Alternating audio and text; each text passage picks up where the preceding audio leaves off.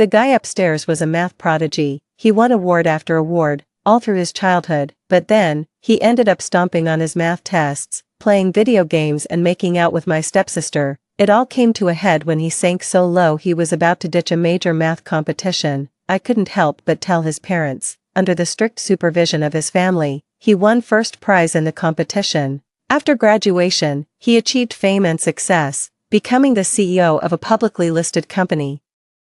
And when I was forced to jump from the rooftop, the look in his eyes held nothing but cold indifference. "This is your karma for tearing us apart." When I opened my eyes again, I was back in the math competition tutoring class. Thankfully, it wasn't too late to change things. By the time class ended, it was already 8 in the evening. I walked straight up to my tutor. "Mr. Zhang, I won't be coming anymore. Your competition skills have been steadily improving. Why give up so suddenly?" My tutor looked at me, his face full of surprise. "I've lost interest," I explained with my head bowed, enduring the discomfort in my body. The phantom pain from jumping to my death in my past life hadn't yet faded away. I never really had much interest in math. I only took it because of Joey Ba. But now, there's no point. Alright, the tutor said, making a token effort to persuade me to stay before his expression turned to one of genuine regret. "You often sit with Joey Ba. Do you know what's been going on with him lately? He hasn't been to class for 2 weeks. He's such a promising student. It would be a shame to see him fall behind." Before I could say a word, a classmate passing by shouted, "He's too busy with his love life to make it to class." As the teacher looked on in shock, I quietly slipped out of the classroom. Walking past a bar, I saw Joey Ba and Han Pei sharing a bottle of beer, dressed in matching black and white outfits. They looked nothing like students. They had all the hallmarks of delinquents. They were drinking and howling at the top of their lungs. Before long, Han Pei noticed me and started frantically waving me over. "Hey, come join us, I'll buy you a drink." I didn't move, my gaze fixed coldly on Joey Ba. Joey Ba's gaze swept dismissively across my face, his expression one of contempt. Han Pei nudged him and said loudly, "On purpose. I almost forgot you two are childhood sweethearts. Go on. Go say hello to her." With that, Han Pei covered her mouth and let out a light, tittering laugh. "Call her over. Don't ruin the mood." Without even a glance in my direction, Joey Ba wrapped his arm around Han Pei and walked into the bar. A few days later, during free activity time in PE class, the homeroom teacher called Joey Ba and Han Pei over to the edge of the sports field. It was because a middle-aged man pointed at Han Pei and remarked how young girls these days were so little, asking wasn't she cold in the middle of autumn. Han Pei then started sobbing, claiming the man had harassed her, and egged Joey Ba on to pick a fight with him. Joey Ba actually had the nerve to hit someone, breaking their arm, on top of his family paying a hefty sum for medical bills. The victim's family was so furious they went to the school demanding Joey Ba be punished. The school had to go to great lengths to hush the whole thing up. Joey Ba was holding hands with Han Pei by the edge of the sports field. The homeroom teacher took one look, shook her head, and snapped, "Let go." Joey Ba sighed, and Han Pei rolled her eyes before they finally released their grip. Furious, the homeroom teacher stamped her foot and pointed at Joey Ba, scolding him, What am I supposed to say to you? Your overall grades are poor. And math is the only subject you show any talent for. So tell me, why on earth did you drop out of that perfectly good tutoring class? If you win first prize in the math competition, you could even get a direct admission to Tsinghua or Peking University. You're only a senior in high school. What's the rush to get into a relationship? What good could possibly come from dating her?" The homeroom teacher glanced at Han Pei and swallowed the words on the tip of her tongue. She let out a sigh before continuing, "You and Amran are not just desk mates but also good friends. Wouldn't it be great to attend the math competition prep class together? At the very least, she could inspire you to better yourself, not just let you wallow in mediocrity." Hearing my name, I closed the small vocabulary booklet in my hand and stood up, steadying myself against the large tree behind me. Joey Ba finally looked up and said to the homeroom teacher with a sneer, "Amran is just a bookworm. She really can't compare to Pei." "Exactly, Iba is right," Han Pei said with a light laugh, her gaze towards the homeroom teacher turning slightly provocative. "What kind of youth is it if you can't even be the master of your own? You, all of you." The homeroom teacher was genuinely infuriated by their absurd remarks. Joey Ba scratched his head in irritation and cut in, "Mr. Yang, please stop bringing Amran into this from now on. We're not close."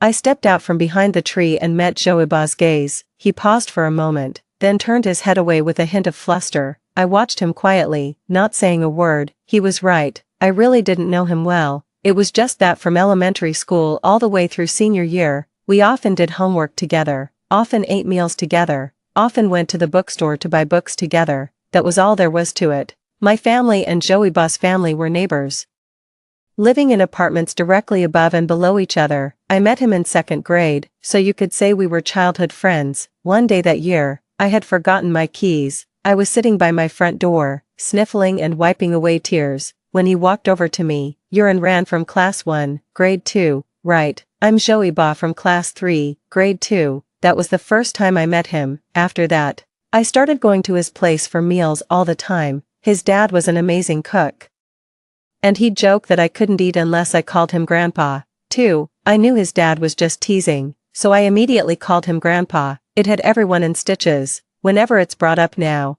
my face still burns with embarrassment, but deep down, I was secretly pleased. It's impossible not to like someone as warm and sunny as Joeyba. My father was a middle school teacher, leaving early and coming home late every day. My mother passed away when I was very young, so I had to walk to and from school by myself from an early age. On the way, I'd often run into older bullies who'd call me a stray child with no one to raise me. Some would even get physical. Whenever Joeyba's grandfather saw this, he'd chase the bullies away, and Joeyba would run over and tightly hold my hand. After that, I got used to walking to and from school with Joeyba. Apart from that, I was never good at math. While Joeyba possessed a remarkable talent for it, he tutored me in math almost every day, and over time, my grades rose to the top of the class, but there was still an insurmountable gap between me and Joeyba. One day, he tilted his head and looked at me earnestly, saying, "We could enter the math competition together in our senior year, if we win first prize. There's a chance to get a direct admission to Tsinghua University," I said sheepishly.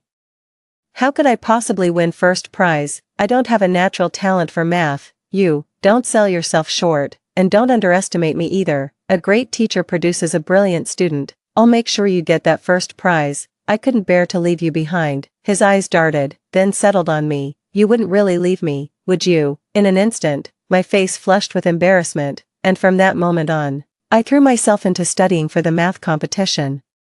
I knew my chances of winning first prize were slim, but I still wanted to give it my all because of that one line, "I just couldn't bear to leave you behind." But in the end, that hope was shattered, because he met Han Pepe. Han Pepe came to my house during our final year of high school. That day, 4 or 5 classmates were overdoing homework, and the moment she walked in, she caught everyone's eye. She wore a beige trench coat over a light-colored fitted top, paired with nude leggings and a low-rise, hot pair of shorts. With her beige eyeshadow, glossy pink lips, and sparkling earrings, she stood out brilliantly among us. She was chewing gum. A confident, almost defiant smile played on her lips. She extended her hand, shaking each of ours in turn, and introduced herself with effortless poise. I glanced over and saw Joeyba, who had never shown interest in anything but math problems, staring intently at her.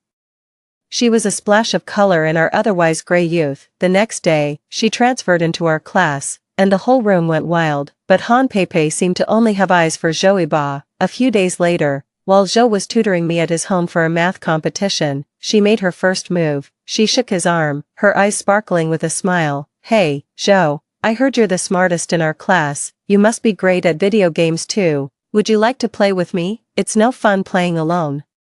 As she said this, Han Pepe pouted her rosy lips. Usually, after school, Joeyba would tutor me for math competitions. I was certain he would turn her down, but I was wrong. He just blushed, scratched his head, and said to me, "Anran, I won't be tutoring you today. Why don't you work on some English or Chinese test papers first?" After saying that, Joeyba actually ran home, fetched his laptop, and teamed up with Han Pepe to play games. I stared blankly at the English exam paper on the desk, not taking in a single word. I saw Han Pepe deliberately knock the banana off the table, then bend down to pick it up right under Joeyba's nose. Joeyba looked as if he'd seen something he shouldn't have. He swallowed hard, his face flushing red inch by inch. Before Dad and my stepmother got home, the whole house was filled with their laughter and the excited roars from their gaming session. To my surprise, that was only the beginning. In the following days, They were glued to each other playing video games. Joey Ba also stopped tutoring me for the math competition. What surprised me even more was that, a week later, Joey Ba confessed his feelings to Han Peipei. Han Peipei gave me a beaming glance and readily agreed. From that moment on, Joey Ba completely let himself go. Han Peipei was all he could think about and see. The two were as close as conjoined twins. He kept her company while she smoked on the rooftop of the teaching building. He helped her stagger out of the bar. He got into a fight for her sake. 3. Worried about being caught by their families, they just went to an internet cafe to play games. He said that Han Peipei was a ray of light in his gray life. He said he would no longer tutor me, worried that Han Peipei might get the wrong idea. From that moment on, our paths diverged at life's crossroads. Joey Ba got a scolding, but stubbornly insisted he had done nothing wrong, saying they were both over 18 and had the right to date. After Joey Ba and Han Peipei left, our homeroom teacher said that since Joey Ba and I had always gotten along well and were neighbors, I should try to talk some sense into him, or else she'd have to tell his parents. This time, I refused. Joey Ba was right. They were already 18, as long as they weren't breaking any laws. Who had the right to tell them what to do? The homeroom teacher sighed and gave up. It started to rain just as school let out. As I walked out of the school gate alone under my own umbrella, I spotted Joey Ba and Han Peipei under a large black umbrella by the roadside. Joey Ba had his arm around her shoulders, and the two of them were huddled close together beneath the black canopy. We used to shelter from the rain like that too. Joey Ba would always say his umbrella was big enough and that he wanted to share it with me. Except now, the other person under that black umbrella was Han Peipei. It's not like I'm indispensable. As she passed by them, Han Peipei suddenly spoke up and ran. Are you out of your mind? Just because Joey Ba stopped tutoring you for the math competition, you got all upset and started snitching to the teacher. How pathetic is that? Ha, the tutor and the homeroom teacher are high school classmates. Do you really think I need to be the one to tattle? I froze, then turned to look at them, my face darkening by the second. Before I could even get a word out, Joey Ba shot me an irritated glance. You're being really annoying, you know that. Please stay away from me and stop interfering with my life. Just as I was about to unleash a torrent of curses, Joey Ba wrapped his arm around Han Peipei and they dashed into the curtain of rain. Watching the handsome guy and the beautiful girl huddled together under a single umbrella as they ran, it was the very picture of romance. But what did I ever do to them? You're insane, both of you are insane, I shouted at their fading figures, but the only reply I got was the sound of the rain, growing heavier and heavier. After that day, they plunged into a wild, all-consuming romance, one that was brazenly public and utterly intoxicating. Like many young couples head over heels in love, they would skip class for a concert, travel to another city just to see a favorite star, and cling to each other, screaming on roller coasters. They would sway their hips on the dance floor of a late-night bar. Alcohol set their youth ablaze. They simply forgot that they were still students, seniors in high school who needed to hit the books. But in this life, I will just stand by and watch. Then, they would study day and night, preparing for the college entrance exams. In my past life, in a foolish attempt to follow in Joey Ba's footsteps, I recklessly chose the path of math competitions, a road of no return. I won't be a competition student anymore. I'm going to be a regular college entrance exam candidate. I'm going to take the college entrance exam next year and never touch those damned math competition problems again. I know changing course now will be incredibly difficult, but I have to do it. To my surprise, I overheard Han Peipei's conversation with her deskmate again that day. Why would I like Joey Ba? He's just good at math. I just can't stand him always hovering around and ran. Ha ha ha, who would have thought? I just crooked my finger at him, and he came right over. Her deskmate. Pfft, don't act so full of yourself. Maybe he's just curious and playing along for fun. There's no way he'd drop out of the math competition just like that. Is there, Han Peipei? Don't you believe me? Just wait and see if he participates in this year's senior math competition. I walked in from outside. I knew the first prize winner of this math competition had an excellent chance of being admitted directly to Tsinghua University. I understood just how important this math competition was to him. In my previous life, it was after overhearing their conversation that I told Joey Ba's parents, under the strict supervision of his family. He won first prize in the competition and was successfully admitted to Tsinghua University. After graduation, he achieved fame and success, becoming the president of a listed company. Yet when I became an employee at his company, He tricked me into signing a contract that left me saddled with massive debt. As I was forced to leap from the rooftop, the look in his eyes held nothing but cold indifference. This is your karma for tearing us apart. The thought of Joey Ba made me tremble all over. Suddenly, Han Pei turned to look at me. Anran, you wouldn't tell his parents, would you? If you tell them, he'll think you're deliberately trying to sabotage our relationship. I kept my eyes on the book in my hands, refusing to even glance at her. Do you really think I'd waste my time on that? In this life, I certainly won't be the one to snitch. I must respect their fate. In the end, Joey Ba didn't end up taking part in that math competition after all. Because the night before, he had gone out in the rain with Han Pei and caught a cold and a fever. Ironically, this brought the two of them even closer. I saw the two of them walk into the internet cafe, hand in hand. Joey Ba's gaze at the person beside him was tender and affectionate. Han Pei deftly lit a cigarette and blew a smoke ring toward Joey Ba's face. Joey Ba took a cigarette and lit up as well. Then, they dove into a game, the rapid clicks of their controllers filling the air. I gave a faint smile, turned, and left to go home and do my homework. It wasn't until that evening that his parents came to my house. In my eyes, Joey Ba's parents, both being doctors, were dignified and understanding. I had shared too many meals at their home and felt too much warmth. Joey Ba comes from a well-off family. His parents had high hopes for him. After discovering his talent for mathematics, they enrolled him in numerous competition preparation classes. Joey Ba didn't let them down, winning awards left and right throughout his school years. If he secures first prize in this final year high school math competition, he stands an excellent chance of being directly admitted to Tsinghua University. This was his best shot at getting into a prestigious university, but Joey Ba ruined everything. Now, Mr. and Mrs. Zhou's faces were as dark as thunder, and right in front of my dad and stepmom, they looked ready to hit Han Pei after being held back. Han Pei snapped at her parents. What's wrong with you people? What gives you the right to hit me? Mrs. Zhou sneered coldly. What gives us the right? If it weren't for you, why would my son have dropped out of the math competition? Do you have any idea how many years our family has prepared for this? How much we've sacrificed? It's all because of you. My son's efforts have been completely wasted. At this, Han Pei sneered coldly. You can't blame me for this. It was your son who wouldn't leave me alone. You'd better get your facts straight before you go smearing my name. Mrs. Zhou was so furious her face turned pale, and her legs began to tremble uncontrollably. At that moment, Mr. Zhou could hold back no longer. He pointed a finger at Han Pei and snapped. How could my son end up dating someone like you? As he said this, Mr. Zhou shot a glance in my direction. If he were dating Ran, we'd give it our wholehearted approval.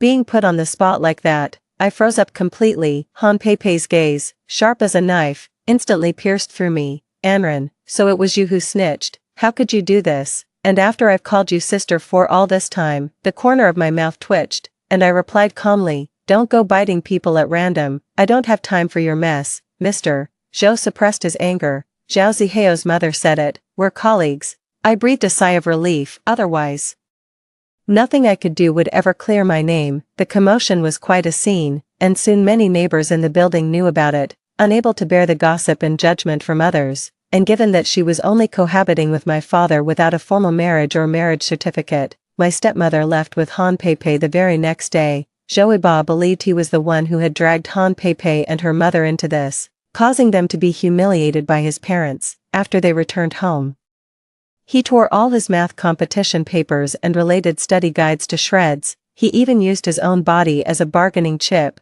refusing to eat or drink as a form of protest against his parents. It was a month later when I saw Joey Ba again. That night, Mr. Zhou knocked on our door, asking my dad to help take Joey Ba to the hospital. I heard he had drunk so much it caused a stomach hemorrhage. Joey Ba was slumped over his father's back, his blood staining the down jacket red, yet on his pallid face, there was a trace of a meaningful smile. A chill ran down my spine, leaving me cold all over, because I heard him say one thing, in this life, I will live for Han Pei. Anran, don't you dare try to stop me again. The voice was incredibly faint, yet I heard it with perfect clarity. He was reborn too. I was completely frozen in place. In the end, his parents relented, and they were finally together. Joey Ba never touched another math competition problem. He didn't care in the slightest, nor did he feel any regret. He said that compared to Han Pei, the math competition wasn't worth mentioning. From then on, Joey Ba and I lost touch. The mere thought of him makes me sick, even if we bumped into each other in the apartment hallway, with him half opening his mouth to say hello. I'd treat him like thin air, either lowering my head or staring straight ahead as I walked right past him. I poured all my time into studying, even when Han Pei sneered at school, calling me a puppet who only knew how to study, saying I couldn't even control my own youth and that such a life was pointless. I wouldn't take her words to heart. Instead, I threw myself completely into my studies, apart from sleeping. It was all about reviewing and doing practice problems. I believe every single word I memorize now, every test paper I complete, has meaning. They will allow me to go where I want to go, meet the people I want to meet, and live the life I want to live. Meanwhile, Joey Ba and Han Pei were living it up, throwing themselves into their youth, falling in love, and declaring with abandon that this was what true, unadulterated youth was all about. In that final mock exam, I scored over 600 points, which was already good enough to apply to some of the 211 project universities. That was an improvement of over 100 points compared to my score when I first decided to take the standard college entrance exam. Not only did Joey Ba miss the math competition, but now he's even skipped the mock exams. Word started going around the class. Joey Ba got into a bar fight and ended up in the slammer. That weekend night, they were back at the bar, packed in the middle of the dance floor and going wild. When a wandering hand groped Han Pei, amidst the screams and roars, Joey Ba and that delinquent with bleached blonde hair were locked in a vicious brawl. By the time the police arrived, the blonde-haired guy had been beaten so badly he couldn't even get up. I lowered my head and let out a cold, scornful laugh. It's been a long time since I last saw Joey Ba. His face is growing fainter in my memory, no longer overlapping with that warm little boy. After that incident, I thought Han Pei would show some restraint. 5. But I was wrong. Not only did she show no remorse, she brazenly posted a moment. The baby and I are waiting for our brave one to come home. The picture shows two hands gently resting on a slightly rounded belly. This social media post was like a bomb dropped into a calm lake, sending the entire class into a frenzy. At that age, with school life being so dull and monotonous, students have an intense curiosity about private matters. As soon as this post circulated, the whole class was buzzing with discussion, though most of it was mockery and condemnation directed at the two of them. When she first transferred to our class, I was actually drawn to her unique, independent vibe. TSK, I must have been blind. Turns out she's just shameless, a boy remarked with a sneer from a short distance away. Good thing you didn't pursue her back then, or you'd be wearing a whole meadow on your head by now. Ha ha ha, dodged a bullet there. Not long after Joey Ba was released, I heard his family spent a considerable amount of money to reach a settlement for his case, but the Joey Ba of now is a completely different person from his former, self-assured self. The light in his eyes was gone. His teacher had also given up on him, moving his seat to a remote corner in the back of the classroom. Joey Ba and Han Pei lived their youth on their own terms, sleeping through classes and heading straight to the internet cafe after school, living a wild and unrestrained life. In stark contrast, my life was nothing but study, and more study. We drifted further and further apart, our paths never to cross again. During the college entrance exams, my thoughts flowed smoothly and my pen flew across the page. I feel that none of my previous efforts were in vain. After the final exam, I walked out of the hall with a light step, lifted my head slightly, saw the brilliant sun, and felt utterly fulfilled inside. I did my best, and I have no regrets about my youth. When I got home, I saw my dad having a drink with Joey Ba's father. When he saw me, Mr. Joe asked with concern, Ran, the exam went well, didn't it? It was alright. It's the most satisfied I've ever been with my performance, I replied with a smile. That's good. I'm sure Ran will get into the university of her choice. A relieved smile spread across Mr. Joe's face. But then he lowered his head, his expression growing complicated. He sighed, if only Iba were more like Ran. How could he drop the ball right at the critical moment? From Mr. Joe's endless grumbling, I learned even more. After getting out of the police station, Joey Ba moved out to live with Han Pei. When he left home, he even stole 20,000 yuan, which landed his mother in the hospital from sheer anger. And that wasn't the end of it. Just a few days before the college entrance exams, Han Pei suddenly started bleeding again while playing games at an internet cafe. This caused Joeba to miss the exams entirely, but Joeba was unfazed, saying he was an adult now, it was his own youth, and he could live it however he wanted. Aba was such a good kid back when he and Ranran were studying for the math competition together, so sensible and driven. How did he end up like this, Mr. Joe downed a gulp of wine, his face etched with exhaustion and disappointment. I stayed silent. Honestly, I don't know either. I wonder if things would have turned out differently if Han Pepe hadn't come to our house, if Joeba had never met her, but anyway, none of this has anything to do with me anymore. To my surprise, I ran into Joeba and Han Pepe again at the graduation dinner a week later. Before high school, I was completely focused on my studies and never bothered with my appearance, but now it's different. I finished the college entrance exams and graduated.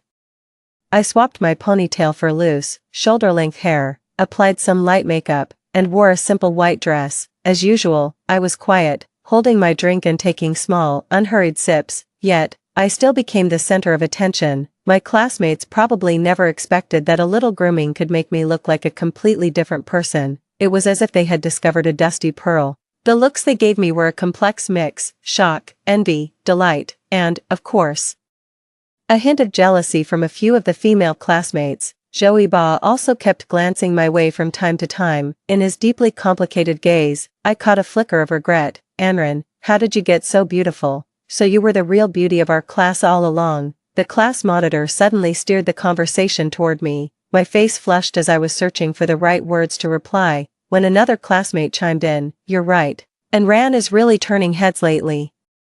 Her mock exam scores have been getting better and better with each try." 6. Yeah, and Ran, you're definitely going to ace this one. You should be able to get into a top-tier university, right? I set my cup down and was just about to speak when a scornful laugh suddenly cut through the air. It was Han Pepe.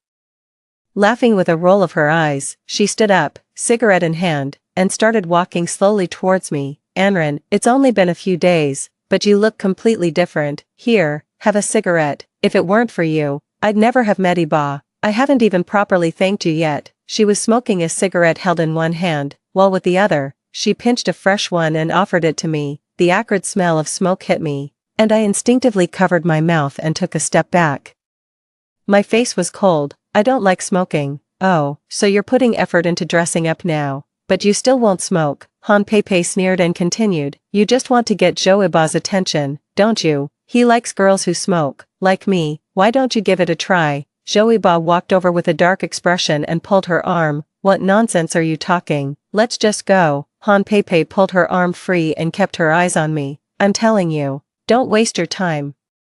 Iba isn't into someone like you. He said you're like a study-obsessed puppet. Boring. He'll never like you. He loves spending time with me. He loves going to bars with me, watching concerts together, playing online games. Ha, but you wouldn't. What kind of a life is that for a young person? The other classmates were starting to lose their patience, and the looks they gave Han Pepe grew increasingly disgusted. I looked at Han Pepe with a blank expression.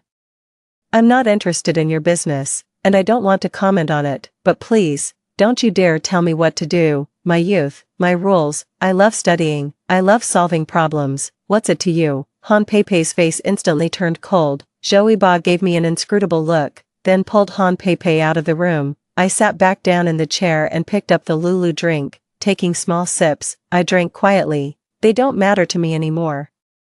All I care about now is the upcoming release of my college entrance exam results. Sometime later, the exam results were finally released. I scored 642 points. That's over 20 points higher than my best mock exam score. I really outperformed myself, and it's a score that could get me into a pretty good 985 university. My dad was over the moon. He was grinning from ear to ear as he called my uncles and aunts to share the good news. For a while, our house was buzzing with activity. Many of my dad's colleagues and friends brought their kids over to learn my secret, asking how I managed to improve my grades by 150 points in just 6 months. They even ended up taking all my high school textbooks and subject notes with them. After I was accepted into a top-tier university, my dad threw a celebration dinner at home. He cooked up a feast to entertain our close relatives. At dinner, my aunt asked, Ran, did that boy who lives upstairs from you get into Tsinghua on a recommendation? Isn't he supposed to be a math prodigy? My hand, holding the chopsticks, paused. I silently shook my head. My father said with deep regret, "Come to think of it, I'm to blame for this. If I hadn't remarried and given Ranran a stepmother, that boy wouldn't have met Han Pepe, and they wouldn't have started dating so young. What a shame. Such a promising young man, because of a teenage romance." He missed the math competition and didn't even take the college entrance exam. It's a real tragedy. Yeah, he had such a bright future ahead of him. If he'd just applied himself and stuck to the plan of competing in the math Olympiad, he would have been a shoo-in for Tsinghua University. But when you get right down to it, he has no one to blame but himself. It was his own choice. He's the one who gave up on himself. After seeing the relatives off downstairs, I ran into Joey Ba in the hallway. I tried to slip past him quietly, but he called out to me, "Ranran, I heard you did well on your exams. Congratulations." I was taken aback for a moment, then replied with deliberate coolness, "Actually, I owe it to you for helping me find my direction in time." The corner of his mouth twitched as he let out an awkward, bitter laugh. "Is your major in math or computer science?" I lifted my face with a faint smile. "Neither. It's Chinese language and literature." At the end of August, I left for Shanghai to start university. My classmates were all exceptionally talented, so I had to study even harder, read more, and write more to fill my life with purpose and my heart with contentment. During my university years, I received the first-class scholarship in Chinese language and literature multiple times and even achieved financial independence by writing web novels. By the time I graduated, I had already made a name for myself. Several of my novels had been adapted into hit TV shows and movies, and I was riding high on that wave of success. I was swamped every single day and had long since forgotten all about Joey Ba and Han Pepe. 2 years after graduating from university, our class monitor organized a high school reunion. I happened to be free that day, so I decided to go. At the gathering, I was once again the center of attention. My old classmates lined up for photos and autographs, and they kept plying me with drinks one after another. And Ran is a well-known author now. I heard the novel she just finished earlier this year is going to be adapted into a TV series. Yeah, a friend of mine at a publishing house said several of Ayn Rand's novels have sold out and are being reprinted right now. Amidst the classmates' flattering remarks, someone suddenly brought up Joey Ba and Han Pepe. "Joey Ba was in that math competition prep class with you back then. We all thought you two were a shoo-in for Tsinghua's math program." "Ugh, it's all Han Pepe's fault. If Joey Ba hadn't gotten involved with her, he'd have been a lock for Tsinghua for sure. TSK. What a shame." At the time, it seemed so brave and romantic. Looking back now, it was just plain naive and foolish. "Tell me about it. I heard they're both doing pretty poorly these days. So, what's the story with them? Did they ever get married?" Someone asked curiously. "Get married? Are you kidding? They split up years ago, right after high school. They both went to work in the South. It wasn't even a year before Han Pepe decided he wasn't ambitious enough and couldn't make enough money, so she ran off with some married businessman." I heard something about that too. Word is the guy got bored with her and dumped her ages ago. Just recently, someone said they saw her working as a hostess in a bar in Shenzhen. What a complete mess. And what about Joey Ba? Oh, him. He came back from the South a while ago. He's doing delivery gigs now. Last time I ordered a courier on my phone to deliver a document. Who shows up but Joey Ba? As he spoke, the classmate glanced at his watch. He should be here soon. I just had him run an errand to bring over a nice bottle of wine. The classmates exchanged glances, the atmosphere turning a bit awkward. The classmate laughed. "Don't get me wrong, if I didn't give him the errand, he wouldn't bother making time for the reunion. It's fine, he's long since lost that prideful air he had back in the day." With that, the atmosphere in the room livened up again. Before long, I saw Joey Ba push the door open and walk in. 7. I almost didn't recognize him. His face was puffy, his skin was rough, and he had dark circles under his eyes. All the life and spirit had gone out of him. The boy who once vowed to get into Tsinghua University with me has long since faded into the crowd. When he saw me, he was startled at first, then averted his gaze, looking both awkward and ashamed. I suddenly remembered our conversation that day. We could enter the math competition together in our senior year. If we won first prize, there was a chance to get a direct admission to Tsinghua University. How could I possibly win first prize? I don't have a natural talent for math. Hey, don't sell yourself short, and don't underestimate me either. A great teacher produces a brilliant student. I'll make sure you get that first prize. I couldn't bear to leave you behind. Even back then, I knew it was unlikely I'd get that direct admission to Tsinghua, but I never expected that he wouldn't make it either. Everything that happened that year feels like a distant dream. Now, we've both woken up, after the dinner. I was waiting for a taxi by the roadside when Joeba came over and said in a low voice, Ran, I was wrong. I should have chosen to be with you back then, but why didn't you stop me? Ha, I let out a bitter laugh. Even your own parents can't control you, and you think I can. Besides, why would I even bother? Who do you think you are? Ran, I'm sorry, I was wrong. So, can we start over? I looked at him in astonishment, taken aback by his sheer audacity. I shook my head slightly, ignoring him. Just then, a taxi pulled up beside me, and I got in. Ran, please, give me another chance. Okay, he pleaded, his voice trembling. There's no need. I rolled up the window. Driver, let's go. The car moved forward slowly. A desperate, animal-like roar came from behind the car, and Ran, did you come back too? I didn't turn around, just tilted my head to look at the scattered lights outside the window. Came back. What nonsense, the driver sneered. End of the full text. Story 2, my childhood friend, who had always loved to stick by my side, suddenly couldn't hide his disgust for me. He unilaterally cancelled our engagement, took away the poor student I had sponsored, and doted on her by his side. Everyone around thought he was crazy, but only I knew that he had been reborn. The subtitles above his head kept scrolling. The first thing the male lead does after being reborn is, of course, to keep our delicate female lead by his side, of course.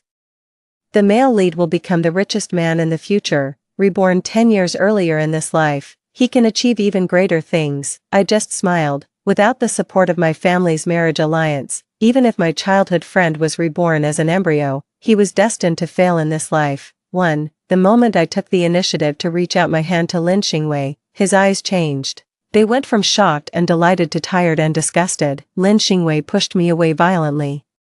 His words as cold as ice. Miss Xian, please stop throwing yourself at me. I don't like you. The onlookers gasped, because everyone knew that it was Lin Xingwei who had always clung to me. We had been engaged since childhood and were true childhood sweethearts. Lin Xingwei had vowed to marry me. Even when I was about to study abroad, he didn't hesitate and was willing to wait for me to return. But now, why had everything changed? Lin Xingwei looked at me coldly and said with his thin lips, by the way, give Wanner to me. I'll take good care of her. Feng Wanner was the poor student I sponsored. It was only because of my financial support that she had the opportunity to study at an elite school. I asked her, are you sure? Lin Xingwei frowned, his eyes contemptuous. Whether you agree or not, I will take Wanner away. She is kind and innocent and must not be tainted by the smell of money from your Xian family. I laughed. Was it possible that Lin Xingwei thought he was pure and noble, when in fact he was the one who had benefited the most from my family?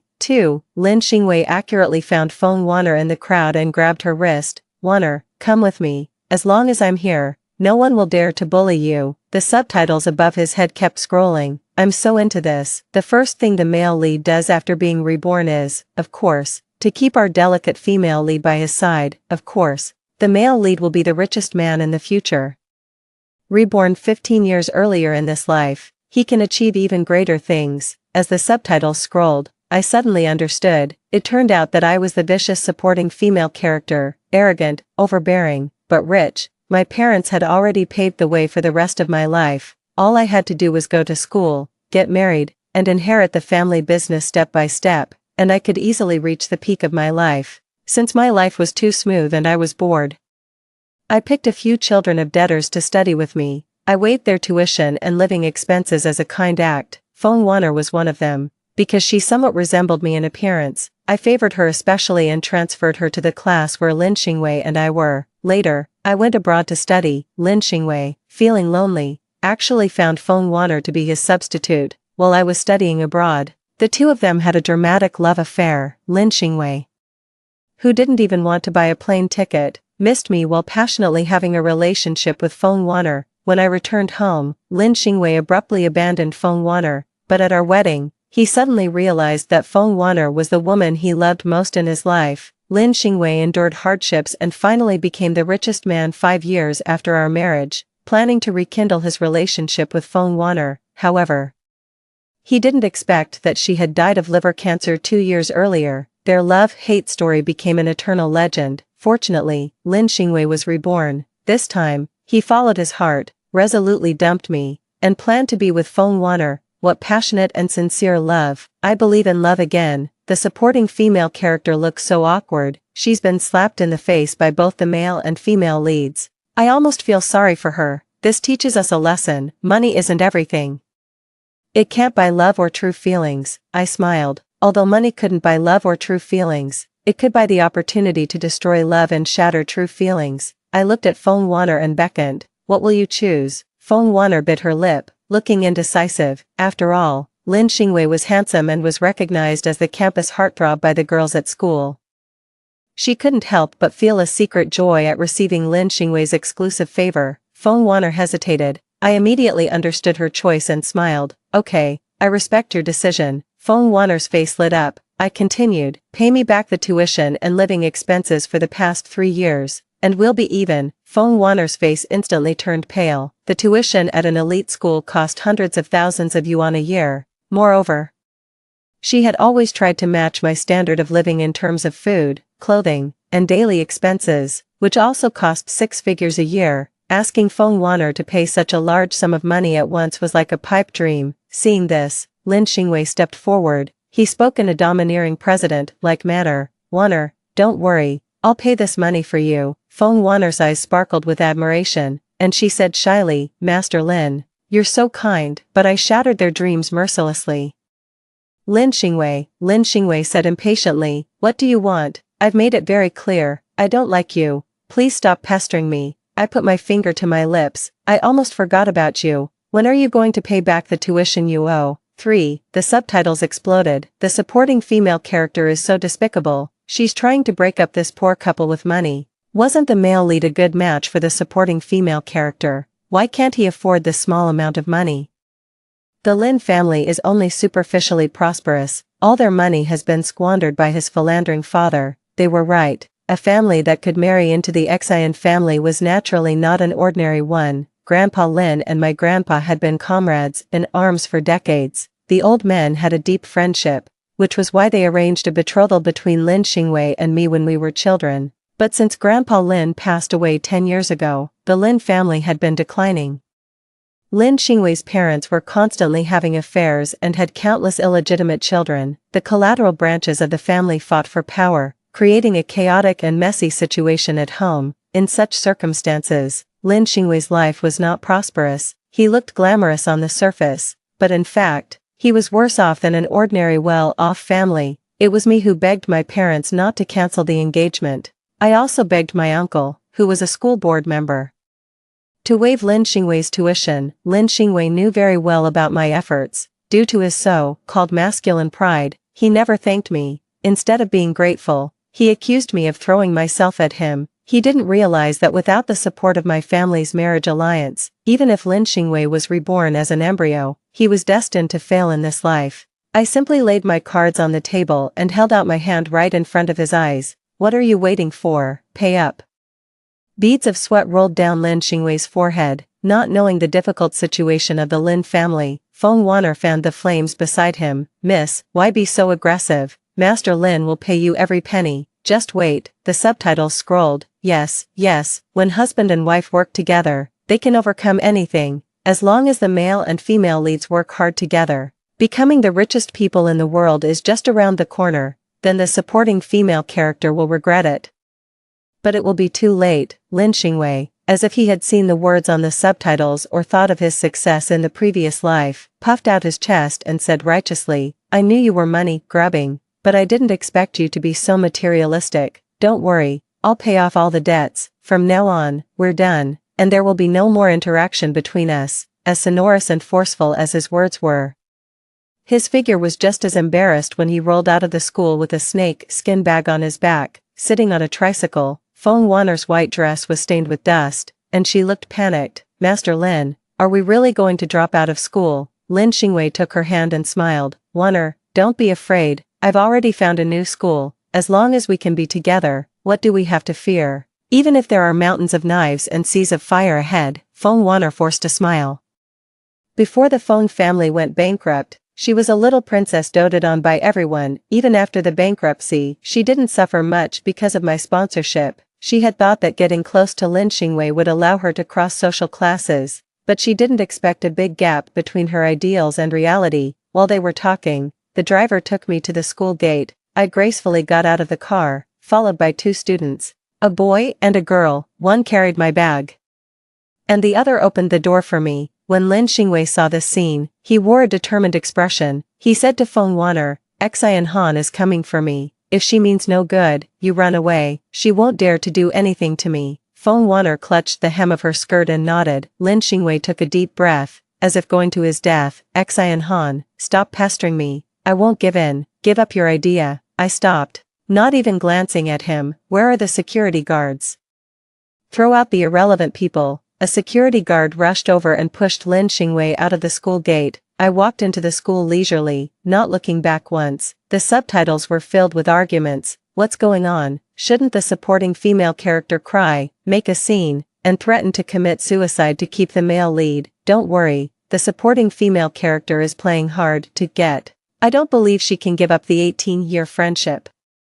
Despite her show of power now, her heart must be bleeding. I sneered. Lin Xingwei and I had been childhood friends for 18 years, plus 5 years of married life in the previous life. He still broke things off without hesitation, so what was there for me to miss? Goodbye is goodbye, the next one will be even better. 4. Feng Wanner looked at Lin Xingwei, then at me, and finally couldn't help but say, "Miss, actually I." Lin Xingwei interrupted her angrily. "Wanner, you don't need to beg her.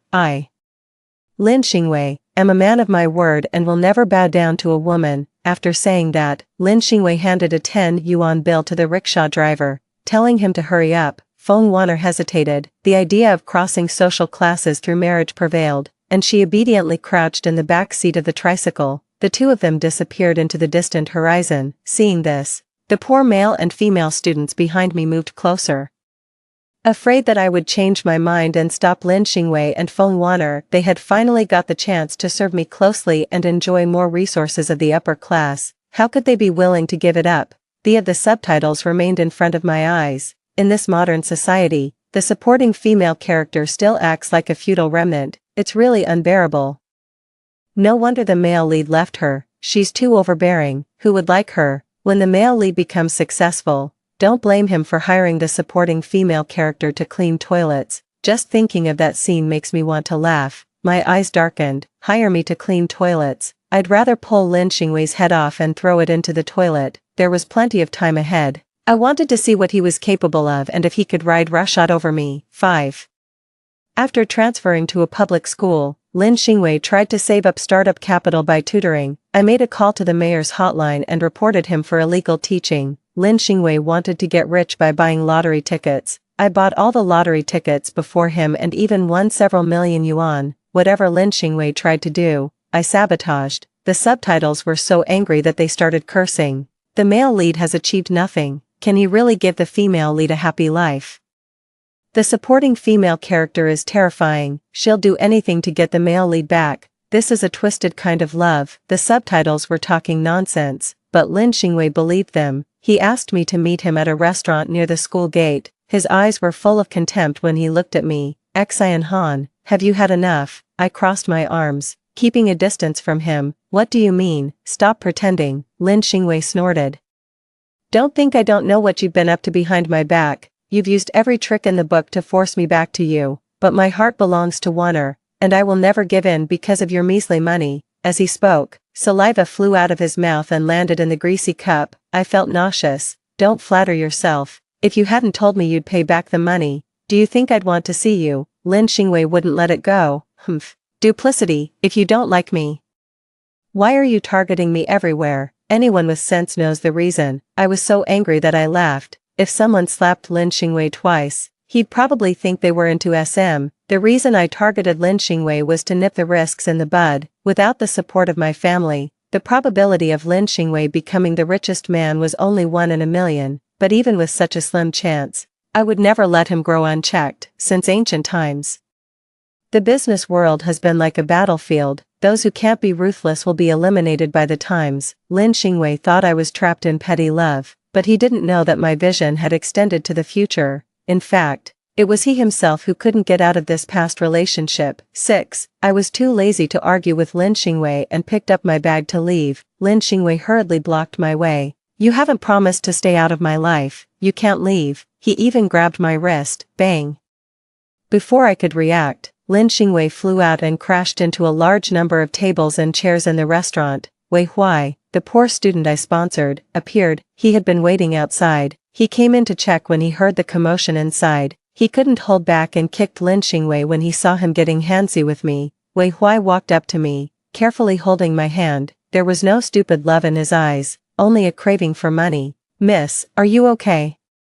I shook my head and said to the stunned restaurant manager, tell me the amount of the damage, I'll pay for it. The manager came to his senses and quickly started calculating the losses. Lin Xingwei lay on the floor, covered in soup. His cheap clothes were torn, and soup was dripping from his hair, making him look extremely confounded. As he struggled to get up, his eyes were bloodshot. You poor bastard, how dare you hit me? Do you want to die, unlike Lin Xingwei and Feng Wan'er, who were from fallen aristocratic families? Wei Huai was a genuine poor student. He relied on government subsidies even for his compulsory education. My father, recognizing his talent, saw his name on the honor roll of the high school entrance examination and generously took care of his living expenses and tuition, only asking him to tutor me in my studies. However, I didn't like studying and usually ignored Wei Huai as if he were air. Lin Xingwei knew about his existence but never took him seriously. Now, though, Wei Huai had suddenly become my right-hand man, and Lin Xingwei finally panicked. Xian Han, even if you want to make me turn back, there's no need to find some random guy to provoke me, right? The way you're throwing yourself at him so cheaply just makes me feel disgusted. I stopped in my tracks and glanced at Wei Huai, understanding my signal. He landed a left hook that sent Lin Xingwei crashing to the ground. The chili oil and vinegar on the dining table spilled all over him, and he reeked of the strong smell. Physics-level jealousy. What's going on? I came here to watch the growth of a domineering CEO and campus romance, not to see the male lead getting bullied. Did the male lead get the wrong script? Take a left turn and go to the male-oriented novels. Follow the breaking the engagement and cultivation storyline. It's the female supporting character who's supposed to be the one with the broken engagement. Okay, doesn't she like the male lead? Why isn't she chasing after him to make amends instead of sending her fiancé to his doom? The bullet comments finally caught on. My disgust for Lin Xingwei didn't seem like an act. Words could deceive, and expressions could be faked, but the force of a real punch couldn't be simulated. That was a brutal beating. If I had even the slightest bit of affection for Lin Xingwei, I would never have allowed Wei Huai to mistreat him. The bullet commenters didn't know that out of our long-time friendship as childhood neighbors, I once had high hopes for him. Since he held the title of my fiancé, he shouldn't be an uneducated and incompetent man, so I paid for Lin Xingwei's schooling, subsidized his living expenses, and tried to enhance his reputation, so that he wouldn't lower my status when standing beside me. But he was greedy, ungrateful, and even turned against me. Then he shouldn't blame me for using some underhanded methods to deal with this so-called high-class person. 7. From that day on, Lin Xingwei became more subdued. The bullet comments daily reported on his love life with Feng Wan'er, and it was clear that they weren't living a happy life. The female lead has to work at a convenience store after evening self-study. She's so hard-working. The male lead stays in the rental house every day waiting for the female lead to come home and cook. Can't he do some housework? Come on. The male lead is going to be the world's richest man. How could he do such menial chores? Besides, as long as there's love, the female lead will be touched. It's the female lead's birthday next week. I wonder what gift he'll prepare. I remember that in the previous life, the female lead received a Cartier bracelet as a gift. At that time, she wasn't even the male lead's girlfriend yet. She's surely going to get an even more expensive gift this time. The bullet comments fantasized about the bright future of Lin Xingwei and Feng Wan'er, but I scoffed. If I remembered correctly, it was my money that Lin Xingwei used to buy the gift in his previous life. It's easy to be generous when spending others' money. Would he still be so lavish when he had to pay out of his own pocket? On the weekend, I took Wei Huai and another underprivileged student, Tan Ku, shopping at the mall. The salesgirls greeted us with smiles and enthusiastically introduced the latest seasonal products. I looked around and pointed. I want everything over there and here. Wrap them up and send them to my place. Wei Huai and Tan Ku were used to my extravagance and stood by, waiting for my orders. Just as I was resting on the sofa, a commotion suddenly reached my ears. "Wanner, today is your birthday, and I want to give you a special gift." It was Lin Xingwei's voice. He had actually come to the luxury store too. Feng Wanner was extremely delighted, and her face beamed like a blooming flower. "I knew you wouldn't let me down. I understand that these days were your test for me. Don't worry, whether we're poor or rich, I'll always be by your side." The bullet comments went wild. "This is true love. They're indeed my top-ranked couple. They must be happy forever." The female supporting character must be grinding her teeth in jealousy. So what if she's rich? She'll never have love as sincere as the female leads. Lin Xingwei looked at Feng Wanner with affection and gently stroked her hair. The store clerk quickly approached. "Welcome, sir and madam. What can I do for you?" Feng Wanner blurted out. "Show me the most expensive." Lin Xingwei interrupted her and said to the clerk, "Can I have a rose from the bouquet at the door?" The clerk, not understanding, nodded. Lin Xingwei plucked a rose from the bouquet at the door and handed it to Feng Wanner. "Happy birthday, Wanner." 8. The rose looked withered, its petals dry and yellow. Compared with the luxurious interior of the store, it was rather shabby. Feng Wanner's smile froze on her face. "Xingwei, are you kidding me?" What she wanted as a birthday gift was luxury items and the envious glances of others, not a random, wilted rose. Lin Xingwei remained calm and pinned the rose behind his girlfriend's ear. "This is your birthday gift. Don't you like it?" She didn't just dislike it. Feng Wanner was furious. She snatched the rose from behind her ear and threw it on the ground. "Are you crazy? Who wants this lousy rose? Do you think I'm a beggar?" Lin Xingwei frowned slightly. "It's still my heartfelt gift. If you don't like it, that's fine. But why humiliate me? If I had known you were such a gold digger, I wouldn't have been with you." Feng Wanner sneered and shook off Lin Xingwei's hand. "Me, a gold digger? How noble are you? I've been working to pay for the rent and living expenses. What have you contributed?" Lin Xingwei sighed. "One should have long-term vision. When I'm rich, I can give you anything you want." Feng Wanner laughed angrily. "Bah, still making empty promises. I'm not a fool. I'd rather go back to the Xian family and serve Xian Han than be your free maid." Her words hit hard. Lin Xingwei seemed deeply insulted, his eyes turning red. "Me? Having you as my maid? I'm the one who's been struggling to support you. I go to class during the day and work hard at my part-time job at night, all for our future. Do you know whose love you're receiving? It's the love of the future world's richest man." I couldn't hold back and burst out laughing. Lin Xingwei spun around as if electrocuted, his face turning extremely pale. Feng Wanner flinched, her arrogance vanishing. Miss Xian." She seemed eager to rush over and pour out her grievances about these tough days. However, Wei Huai and Tan Ke weren't about to let their cash cow go. They firmly stood in front of me and blocked Feng Wanner. She cursed. "Get out of my way, you poor wretches. How dare you act so high and mighty in front of me? I'll make you pay when I get back to the Xian family." Wei Huai and Tan Ke remained expressionless. They knew very well who was in charge of the Xian family. Feng Wanner was like a dog that had bitten its master, then gone out, suffered, and now wanted to come back to its master for food. Unfortunately, there's no turning back from mistakes. The moment she betrayed me, she should have known there was no going back. Lin Xingwei reacted much more calmly, ignoring the hysterical Feng Wanner. He gave a bitter smile. "Xian Han, this is your scheme, isn't it? Congratulations, you've won. You've defeated me with money. You can have my body, but the price is that you'll never have my heart. Let's go. I'm willing to fulfill our engagement." With that, he closed his eyes, looking resigned to his fate. Facing this so-called touching scene, I turned to Tan Ke. "How much does pig heart cost per caddy?" Tan Ke was taken aback and hesitated. "About 10 odd yuan per caddy at the wet market, I think." I nodded. "Go buy 10 caddies and give them to Lin Xingwei. If there are pig brains available, get a few caddies too. He could use the brain supplement. Ha ha ha ha ha." The female supporting character's words are too harsh, they're self-destructively sarcastic. I'm now sure the female supporting character really has fallen out of love. The male lead and female lead should just get together. Lin Xingwei stared in disbelief, and the rose in his hand dropped to the ground. I turned and left, with Feng Wanner's cries echoing behind me. Without the support of money, this relationship shed its naivete and shattered its illusions, leaving them nothing but a mess. 9. Life got back on track. I was busy with school, exams, and preparing my portfolio to apply for overseas universities, gradually forgetting about Lin Xingwei. But while I had moved on, my parents hadn't. They stormed over to the Lin family demanding an explanation, and when they got home, they started looking for a new marriage partner for me. I firmly refused. I haven't achieved anything in my career yet. How can I think about starting a family? Mom and Dad, stop pushing me.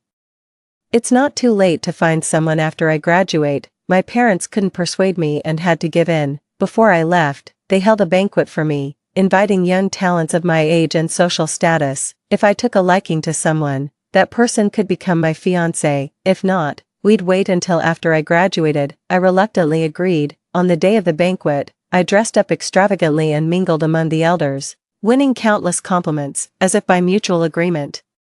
No one mentioned Lin Xingwei's name. He was like a forgotten ripple, disappearing beneath the turbulent waves of high society. After a few drinks, I accepted an invitation from a young man to dance. My parents watched us with loving eyes, looking very pleased. The music flowed like water until a harsh voice cut through the air. Xian Han, you're my fiancé, yet you're dancing with someone else. Do you still have me, your fiancé, in your eyes? Lin Xingwei suddenly appeared out of nowhere, his eyes sharp and his aura gloomy, but paired with his cheap synthetic fiber clothes, he didn't look like the brooding, domineering CEO from novels. Instead, he resembled a stalker on the street. Everyone was shocked by this unexpected turn of events and started whispering among themselves.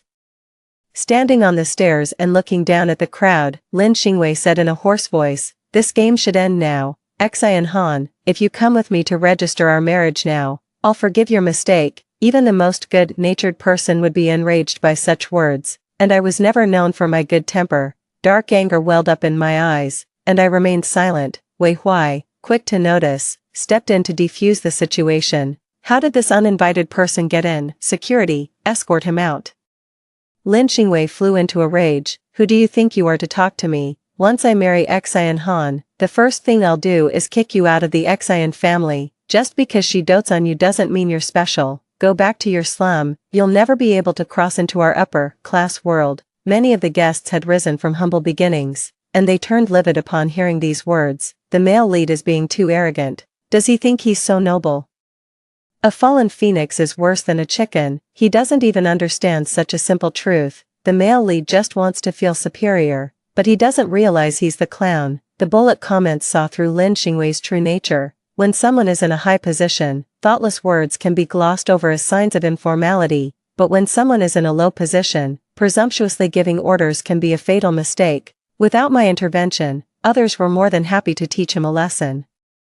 The security guards grabbed Lin Xingwei's arms and dragged him towards the door. Lin Xingwei shuddered, his pupils dilated, and he suddenly broke free. Let go of me. I'm the son-in-law of the Xian family. Don't you dare touch me. Xian Han, don't you love me the most? Come and say something for me. I waved my hand, and the security guards released his arms. He collapsed on the ground, gasping for breath like a dog that had been whipped, but with a triumphant smile on his face.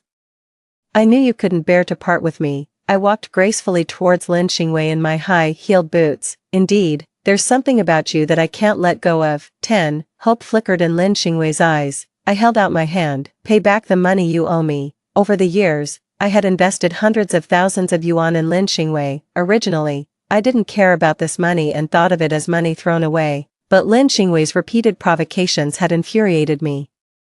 Since he didn't want to live a peaceful life and insisted on getting into huge debt, I'd make sure he did. Lin Xingwei's heart shattered. Xian Han, you wouldn't be this heartless, right? I smiled slightly. Sorry, but I am. I'll send the bill to the Lin family. Make sure to check it. Lin Xingwei was kicked out of the Xian family, filled with regret. Why had he given up on me, the heir of a wealthy family, for a vain, poor student? But Lin Xingwei didn't have time to dwell on it.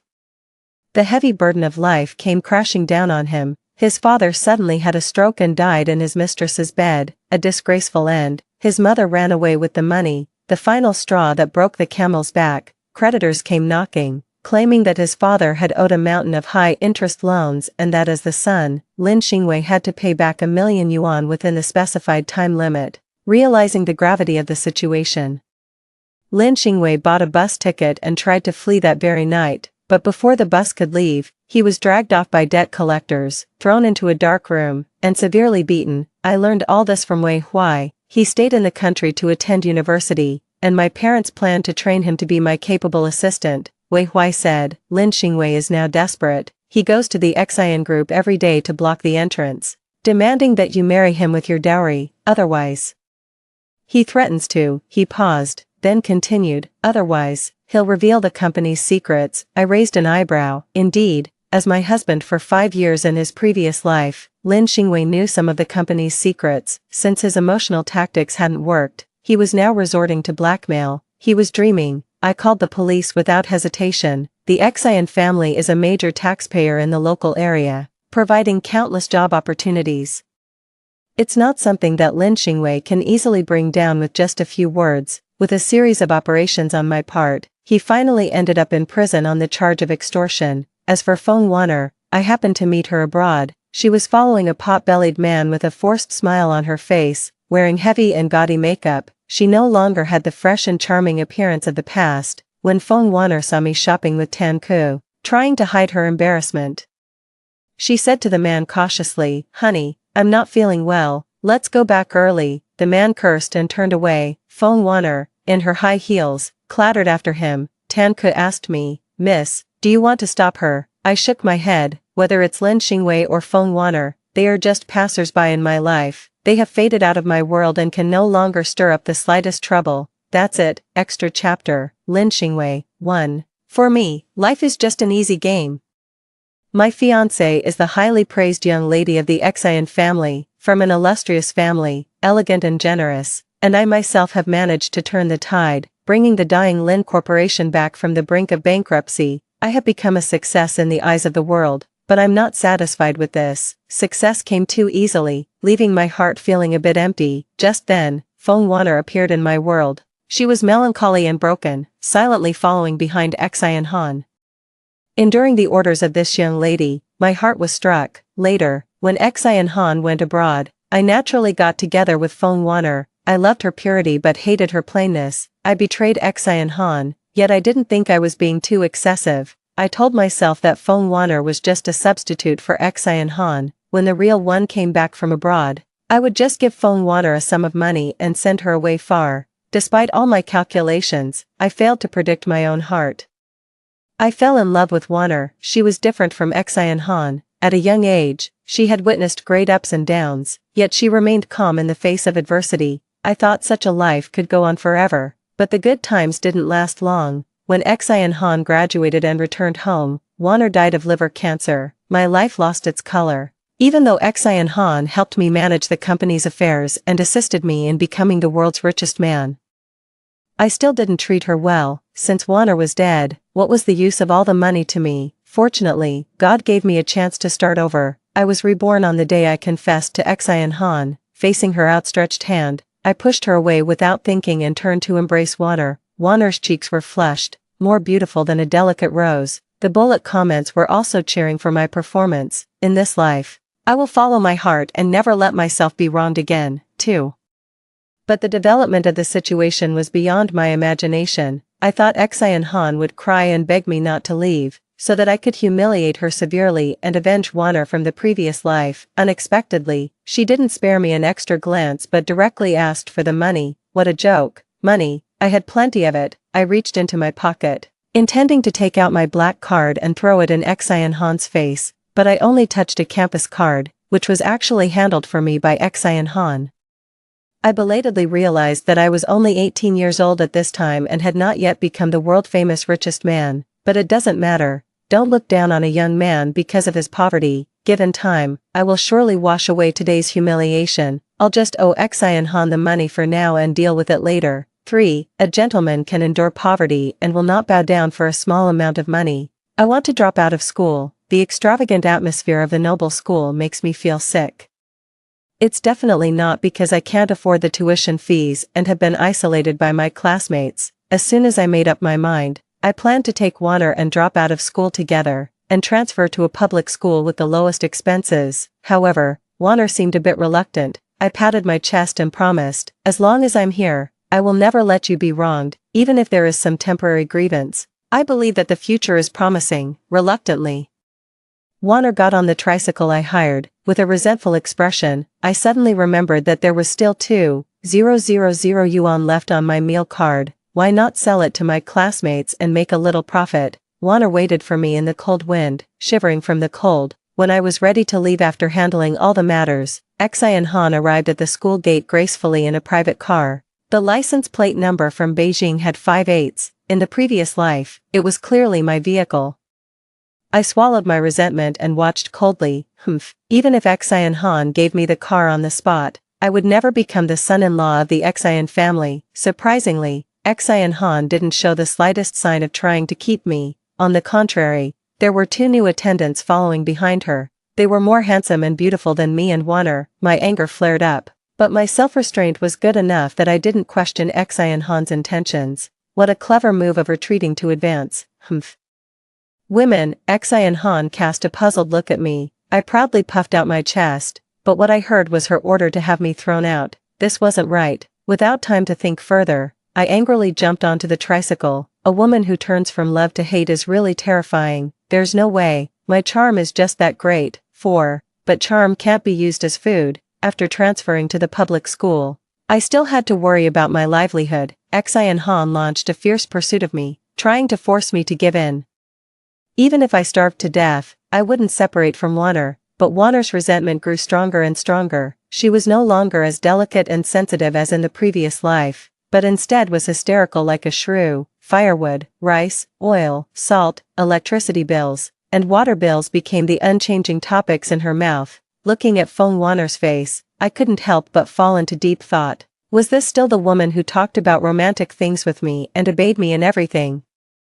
Feeling disappointed, I couldn't help but contact Xi and Han. Maybe by looking at her face, I could rekindle my love for Juana. Xi and Han was still as elegant as ever. She glanced at me indifferently, showing neither joy nor sorrow. A strange sense of satisfaction welled up in me. It seemed that Xi and Han still loved me. Otherwise, why would she come to the appointment? Before I could say a few words, Xi and Han shyly ran away. How could I let her go? I reached out to hold her wrist just like in the previous life, but before I could touch that softness, Wei Hui rushed in front of me and kicked me away. I was enraged. For a moment, Xi and Han was actually having an affair with a poor guy. Where did she put the face of me, her fiancé? Men have their pride. Xi and Han had gone too far. I wouldn't forgive her. Before I could utter my harsh words, Xi and Han turned and left. She must not want me to see her tears, right? Well, it's not impossible to forgive her. I returned to the rental house with a bruised face. Seeing this, Feng Juana had a big argument with me again. The meal was cold, and there was no food in the pot. I was extremely tired and just wanted to lie lazily on the bed and rest. Suddenly, an idea popped into my head. In fact, it wouldn't be bad to make up with Xi and Han. At least the servants in her house were sensible and could take good care of me. Later, it was Feng Juana's birthday. I kindly took her to a luxury store to see the world and gave her a romantic rose. Unexpectedly, Feng Juana had a fit on the spot and said she might as well go back to the Xian family and be a servant. I was angry. Being a servant for Xi and Han could indeed bring generous rewards, but could she get a love that could move heaven and earth? When did Feng Juana become so vulgar? There was a snort of laughter from the corner. I looked closely and saw Xi and Han laughing freely. She must think that I had broken up with Feng Juana. I was disheartened. Even though I'm a genius, I still can't escape Xi and Han's clutches after all. Forget it, I admit defeat. I will live a good life with Xi and Han in the future and lie on the cold banknotes every day to remember this love that ended without a result. But why couldn't Xi and Han stop laughing? And the bullet comments were also scolding me for relying on women while acting arrogantly. They clearly supported me being with Feng Juana before. 5. My fate is in my own hands, not in the hands of heaven. The more the bullet comments try to manipulate my life, the more I won't let them have their way. As soon as I got back to the rental house, I immediately broke up with Feng Juana. She didn't even take her change of clothes and fled away in a hired car as fast as she could. I let out a long sigh. I packed my luggage and prepared to move into the Xian family's house, calculating the time. Xi and Han was almost at the time to study abroad. This time, I'm willing to reluctantly go abroad with her to prevent that guy named Wei from stealing her heart. With great difficulty, I sneaked into the Xian family's villa, thinking about how to make up with Xi and Han. However, she gave me a heavy blow. She actually danced with a strange man in full view of everyone. Did she still remember that she was a married woman? I was extremely angry and blurted out some unpleasant words. Xi and Han's eyes looking at me gradually turned cold. No, it shouldn't be like this. Despite the whispers of the crowd and the sarcasm of the bullet comments, I reached out my hand to Xian Han. Lin Xingwei frowned and looked at me with contempt. What greeted me were the fists of the security guards raining down on me. I was thrown out of the Xian family's house and had to lick my wounds alone. There came the sad news from home. My father had a stroke and died, and my mother ran away with the money. From then on, I became truly alone. I gave a bitter smile. As the saying goes, when heaven is about to bestow a great responsibility on someone, it must first test his will. Xian Han, I'm willing to play the good show of a bitter and deep love with you, but as soon as I finished my harsh words, the police came to my door. They said I was suspected of spreading rumors and slander and invited me to the police station for a talk. I finally experienced Xian Han's coldness and ruthlessness firsthand, but it doesn't matter. As long as I persevere, she will surely come back to me obediently. After all, my charm is irresistible. A year later, I was released from prison after serving my sentence and prepared to go abroad to find Xian Han and resume our relationship. But I didn't have a penny on me and couldn't even afford a one-way plane ticket, so I had to go to the construction site to carry bricks and save money. I will become the world's richest man. I will make Xian Han turn around for me. I will. Suddenly, the steel bar above my head fell down, accompanied by the screams of other workers. My beautiful dream, completely shattered. Story 2. In my previous life, I was in the 7th year of my relationship with my boyfriend when I died in a sudden flood. My soul lingered and stayed by his side. I watched him wander through his days and a days, breaking down into tears over the news of my death. I saw him abandon everything else and wither away, clinging to our memories until his last moments. As his life came to an end, he held a photo of me and vowed never to let go of my hand in the next life. When I opened my eyes again, I found myself back on the day of the flood, with the memories of my previous life.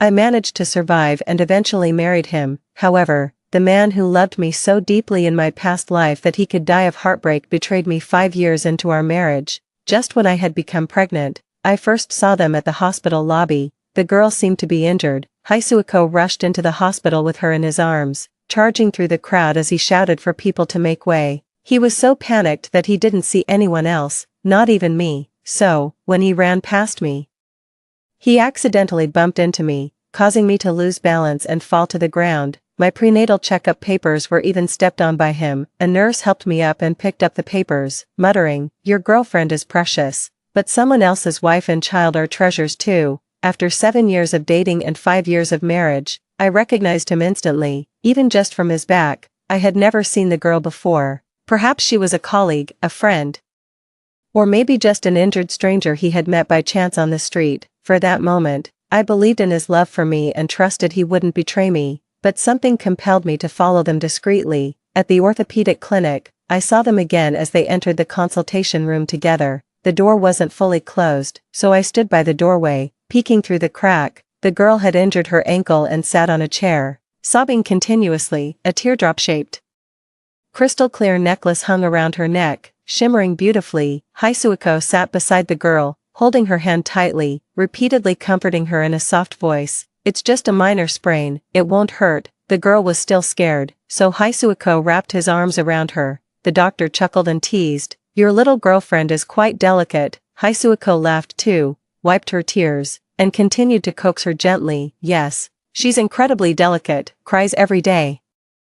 Listening to Haisuko's words, the girl playfully acted angry and punched him several times in the chest. "Haisuko, if you find me annoying or too delicate, then just leave me alone." Haisuko shook his head, his smile affectionate. "Even if you're delicate, I still like it." With just a few simple words, he cheered up the girl and even made the doctor laugh. They looked just like a couple deeply in love, and there I was, standing still, feeling like a thief spying on someone else's happiness. I never imagined that Haisuko would betray me. We both had humble beginnings, abandoned by our biological parents and growing up as orphans. We first met in high school when he was mocked by others for being an orphan. He clenched his fists but dared not to retort, showing timidity and cowardice. The person reminded me of my former self, which is why I felt compelled to teach them a lesson. Back then, my classmates thought of me as a lunatic and my teachers saw me as a waste of space. Anyone who dared to bully me would face severe consequences. I told Hisui Chow, "So what if we're orphans? The director of the orphanage is like our mother." And the other kids there are our brothers and sisters. We have no reason to feel inferior. When I couldn't stand it anymore, I'd just throw a punch to shut them up.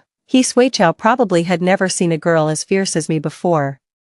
He stood there stunned for a while, then hesitantly clenched his fists and swung at the air a couple of times. He asked me, "Is this how you throw a punch?" I laughed and said, "If you really can't fight, just find me. I'll fight for you." Since we were both orphans, I didn't charge him any money. At first, it was just physical attraction, but over time, we found a deep connection. His face was distractingly handsome, and from the moment I met him, I was smitten. Our similar tragic backgrounds.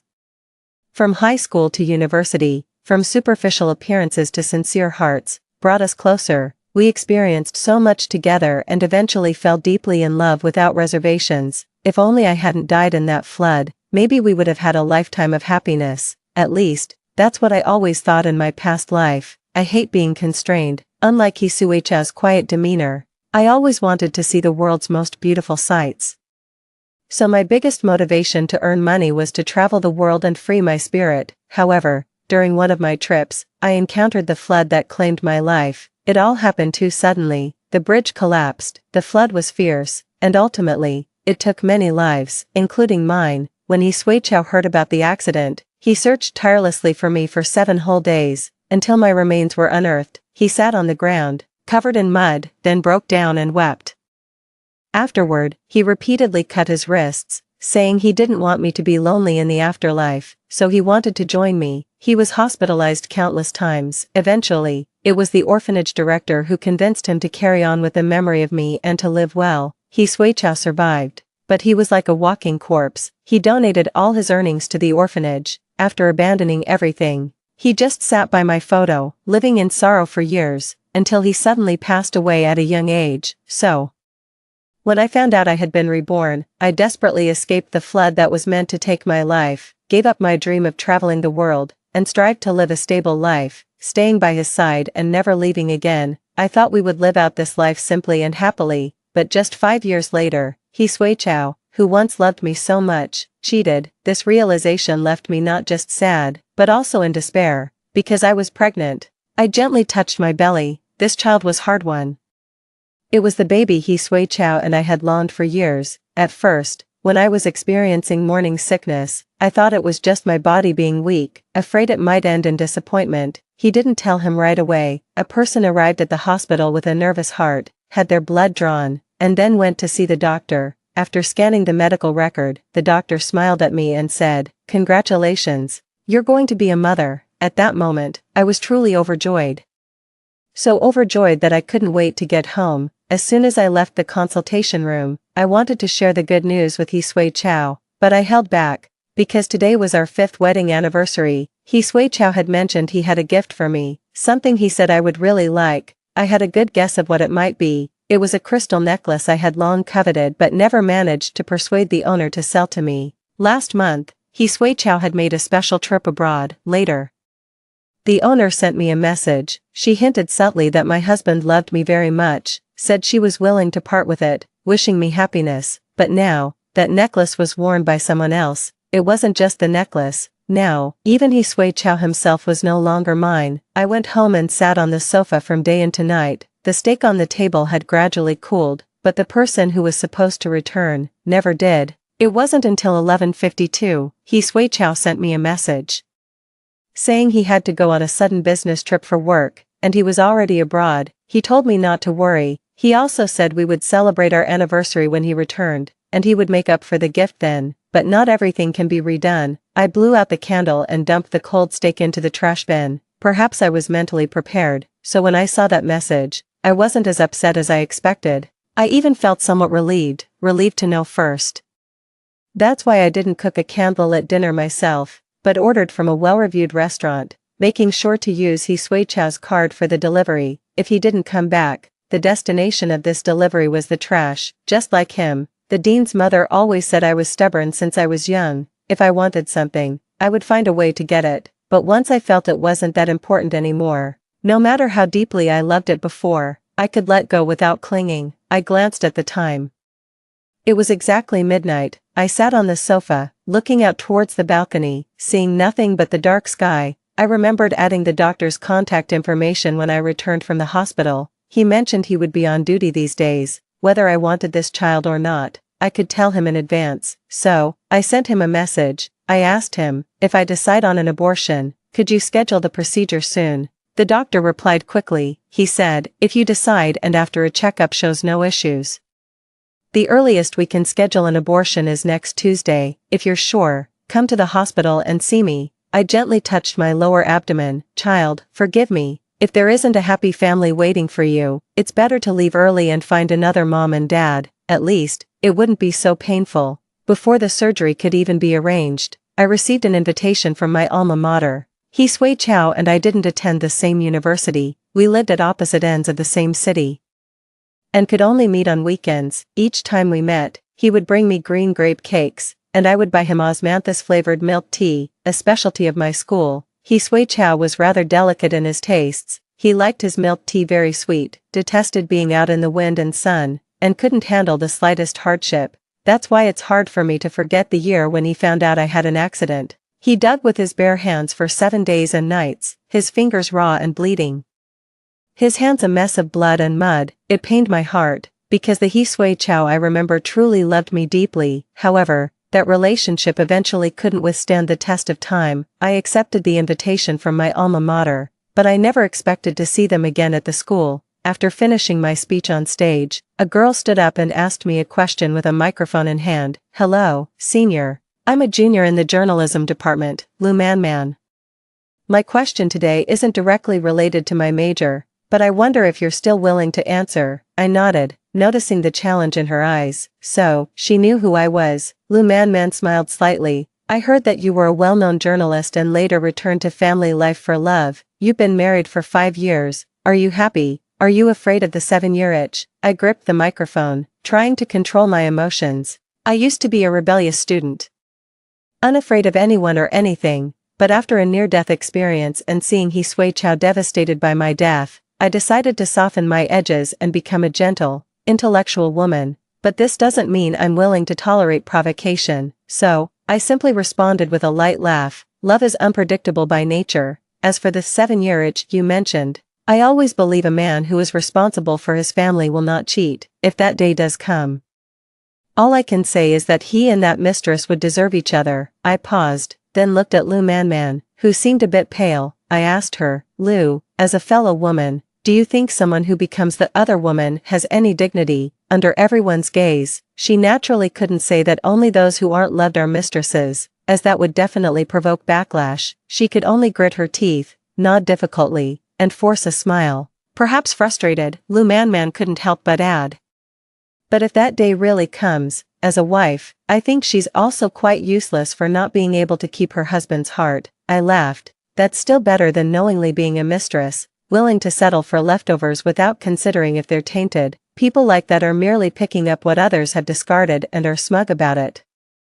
Of course, men like that are no better, easily swayed by a mere gesture. How is that different from me throwing a bone to a stray dog, which then wags its tail at me? Then, pretending to be shocked, I covered my mouth with my hand. My mistake. How could I compare stray dogs with cheating men? Dogs are loyal companions to humans, while cheaters and mistresses, the trash of society, not even worth a second glance because it's so filthy. Junior sister Lu, do you think I'm right? I looked at Lu Man with a smile, my pride not allowing me to show even a hint of vulnerability in front of her. The long-lost fierceness felt surprisingly comforting. Perhaps, from the start, I shouldn't have tried to change myself for He Sui Chow, but in this silent battle, none of us won. He Sui Chow cheated. That just proves he didn't love me enough, so I didn't win. Lu Man knew it all along and was still proud, but she's destined to be despised, which also doesn't count as winning. Both of us have failed, but I have a clear conscience. I loved He Sui Chow sincerely and fervently. He betrayed me, and Lu Man knew everything, so I'm not the one at fault, they are. After finishing my speech, I walked off the stage. Perhaps it was on purpose. From a distance, I saw Lu Man, and He Sui Chow with his back to me. He held a large bouquet of roses, bent over, and pinched her face. But Lu Man looked greatly wronged and cried in his arms. He Sui Chow held her, repeatedly soothing her in a gentle voice. I stood still. Lu Man seemed to glance at me, then looked at He Sui Chow. and spoke loudly enough for me to hear. She asked, "Sui Chao, why are you so good to me?" Sui Chao wiped the tears from her eyes, his tone still gentle. He said, "Have you forgotten? I told you about a dream I had repeatedly before meeting you. In the dream, there was a girl who fell into water, and I desperately tried to save her, but she disappeared. I was very sad in the dream, so sad I almost wanted to die. Then I met you, and the first time we met, you accidentally fell into the water, and you really resembled that girl. Maybe, you are the girl from my dream, and our meeting was fate, so, it turned out to be this way." I stood there, unsure whether to laugh or cry. With the memories of my past life, I knew this was not just a dream, but a real pain I had experienced in my previous life. Are his memories of his past life gradually returning? Sui Chao said he loved the girl in his dream, and then fell in love with Lu Man, but he doesn't know, the girl in the dream was me. But now, what does it matter? The betrayal is a fact. Suddenly, a sharp pain surged in my abdomen. I couldn't help but bend over, clutching my stomach in excruciating pain. Lu Man laughed, tiptoed to embrace Sui Chao, and provocatively looked at me. She asked Sui Chao, "Who is more important to you, me or Wen Qian?" Sui Chao didn't have time to answer, because suddenly, I felt a warm flow surge out, sliding down my legs. There were exclamations, nervousness, and people rushing to help me, and at this moment, someone turned their head. As our eyes met, panic was all I could see in his. Wen Qian. I stood still, watching him sprint toward me. I've always wanted to know, one day, when he finds out that the girl in his dreams is me, what would his expression be? He approached me quickly, his expression filled with panic. Qian, why are you here?" I wore a long black dress today that reached my ankles. At that moment, I felt a sharp pain in my lower abdomen. Blood trickled down my legs, staining my white shoes red as it dripped to my ankles. The passing classmates couldn't help but gasp when they saw this, but merely turning around by chance after hearing the commotion, had just noticed me. He didn't see that I was bleeding. His eyes flitted anxiously between me and Lu Man. Qian, this is a misunderstanding, actually. Today I have, Before he could finish, Lu Man suddenly fell to the ground not far from us. A cry of alarm. This made who was still trying to explain in panic, immediately forget to cover up and ran straight to her. Man, are you okay? Helped her up. I could see that Lu Man had a severe scrape on her knee, now swollen and bleeding profusely, looking quite serious. Lu Man shook her head, our eyes meeting as she shed a couple more tears. "It hurts a bit. Can you take me to the medical office first?" Spine stiffened suddenly. Perhaps it was only then he realized that his wife, whom he had officially married, was standing not far away, watching him fuss over another woman. He turned around, his expression apologetic. "I'll take Man to the hospital first. Let's talk when I get back tonight." Didn't give me a chance to speak. After saying this, he carried Lu Man away without looking back, from beginning to end. He never saw that at this very moment, I was bleeding, losing our child. I took a deep breath as the pain in my lower abdomen intensified. I could feel the child slipping away from me. The pain almost made me unable to stand. I grabbed a passing student by the hand. "Excuse me, could you please call 120 for me?" I was in unbearable pain. The child was gone. The doctor said the pregnancy was weak to begin with, and coupled with my anxiety, it couldn't be saved. She even tried to comfort me by saying there would be other chances in the future, but honestly, I wasn't that upset. I had already decided not to keep the baby. The miscarriage due to an accident was just another way to achieve the result I wanted. Perhaps, the child also felt that being born into a broken home would have been suffocating. Regardless, the only connection between and me in this world was now completely severed, because of the miscarriage. I stayed in the hospital overnight and received no calls or messages from This meant that not only did he not come home last night, but he was also with Lu Man all along. I recovered quickly due to my youth and could go home the next day. I didn't bring much with me, and when I left cleanly. Apart from myself, there is nothing else. It must be fate, or perhaps even the heavens couldn't stand to watch. They wanted me to make a decision quickly, so.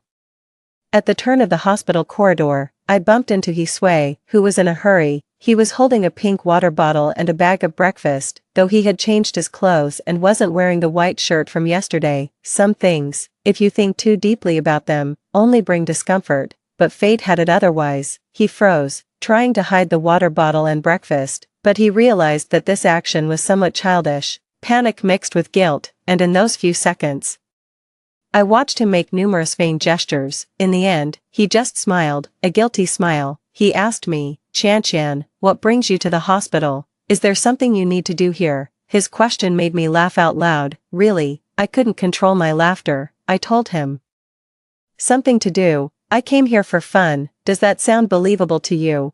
Sway's expression became serious. Silently, he said, "Don't beat around the bush, let's solve whatever it is. You go home first. I promise I'll be there before noon, and we can talk about everything else later. Why put it off? Are you in a hurry to bring your little lover breakfast?" It was early morning, and the hospital corridor was already bustling with people. People love gossip. At the mention of a little lover, they were all ears, looking back every few steps. Sway, under the scrutiny of curious gazes, his ears turned red. "When Qian is not what you think, and Man and I are just ordinary friends, don't think of others so vilely. When did you become so unreasonable? Look, every man caught cheating, even faced with undeniable evidence, still tries to deflect blame, as if self-deception could alleviate his guilt." But before I could speak, a door to a nearby ward opened, and Lu Man limped out. She was wearing a hospital gown, but as a college freshman, she couldn't hide her youthful vitality. Lu Man approached me with an innocent smile. "Chan, you must have misunderstood he senior. We are just ordinary friends. We met at school because of my studies. If you have any grievances, feel free to vent them on me, but please don't embarrass him in front of so many people." Okay, such an understanding little lover. No wonder he was fond of her, but at that moment, the only thing I wanted was to divorce Sway. Lu Man is just a sophomore. If her classmates and teachers knew that she, who looks decent, is involved with a married man, how could she face anyone at school? I spoke softly, but loud enough for both of them to hear clearly. The moment my words fell, I saw the expressions on both Lu Man's and Sway's faces change dramatically, especially Lu Man. Her composure replaced by nervousness and fear. She dropped her pleasant facade and directly challenged me. "Are you planning to ruin me at school? Wen Qian, you're too malicious." Sway chimed in, "Yes, that's too harsh. Chan, why must you act like this? Man and I are just friends. Don't spread rumors and tarnish a young girl's reputation so carelessly. Don't you think you're being too harsh?" Harsh, if it weren't for the fact that I haven't hit anyone in years, and if it weren't for my current physical weakness. I would really like to scratch his face right now, but it's not too late. There will be an opportunity. I took several deep breaths. There was still a dull pain in my abdomen, and I dared not breathe too deeply. I just quietly watched Sway face the exposure of his clumsy lies. 5 days ago, I came to the hospital and saw you rushing in with her in your arms, admitting in front of the doctor that you two are a couple. Yesterday, you said you were going on a business trip, but instead, you went to the school and were seen cuddling with Lu Man. Sway, I'm not blind, I can see. If you had simply admitted it, I might have respected you more, but instead, you fabricate so many lies, pinning baseless accusations on me, calling me malicious and bad. Don't you think that's despicable? Saying this, I felt somewhat sad. The person I once loved so deeply, who could have died for me, who could have lived in melancholy for a lifetime, in the end. Without those hindrances and stumbling blocks, our feelings seem worthless. Between parting and life and death, one can't have it all. Maybe I'm just as those classmates used to say, born under an unlucky star, and thus doomed to unhappiness. I tried to control my emotions and keep a calm appearance. Sway, it has come to this point. What's the use of continuing to hide the truth? Perhaps my words were too straightforward. Sway, who had been vehemently denying everything, finally fell silent. He knows in his heart whether I am lying or deceiving him. He looked up at me, his arrogance subdued, his face filled with emotion and guilt. He opened his mouth to explain, but I stopped him first. "I don't want this to get uglier. Since it has come to this, let's get a divorce." As soon as I finished speaking, I saw Lu Man laughing. Sway actually hesitated and seemed incredulous. "Wen Qian, we've known each other for so many years. Do you really want a divorce just like that? Don't you have a heart?" "What else?" I found it ridiculous. "Otherwise, should I just keep our marriage, while you keep a mistress outside? Maybe when she gets tired of you, you'll find someone new, and me, I should just sit at home waiting for you, crying every day. Would that make me a person with a heart?" After saying this, I made one last request. "In this marriage, you are the one at fault, so you must leave with nothing. Do you have a problem with that? I'm not foolish. What's gone is gone, but the savings we've built up over the years, the comfortable life we've finally achieved, I can't just hand that over too. How could this be possible? Lu Man objected without thinking, holding tightly to Yi Sui's hand, then began to stir the pot. Sui Chao, after all these years of hard work, how can you give all your money to someone else? How are we supposed to live after that? I laughed. Didn't you fall for him because he's good at making money? If that's the case, then why don't you start from scratch with him, or do you just want to reap the benefits without going through the struggle? Putting someone on a pedestal like this makes it hard for them to step down without losing face. Even if they feel irritated, they have no choice but to grit their teeth and agree, just like now. Lu Man gritted her teeth and sneered, I love Yi Sui Chao the person, not his money. Even if he ends up with nothing, I'm willing to support him in making a comeback.